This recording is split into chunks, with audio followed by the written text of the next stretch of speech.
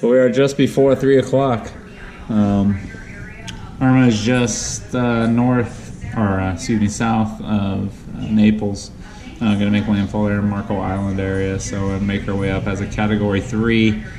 So it's pretty much what is best case scenario for us now. It's just more or less the storm surge. It seems like a lot of places are dry, leading up to like the Charlotte Harbor already has already been is pretty low, as the water's being blown out basically by the wind.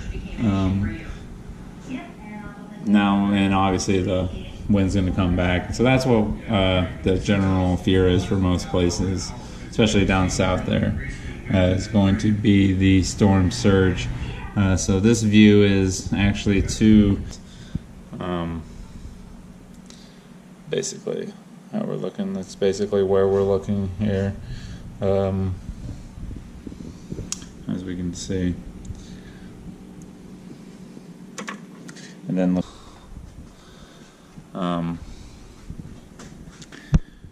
see kind of down there how that's working out for us.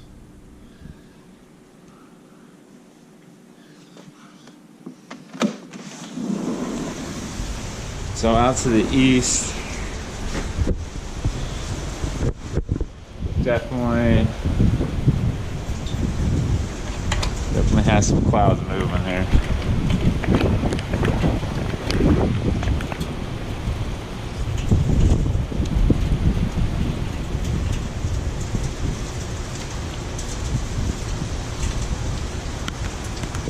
This is our report for the 3 o'clock, leading up to 3 o'clock. We have bands pretty much throughout the next few hours.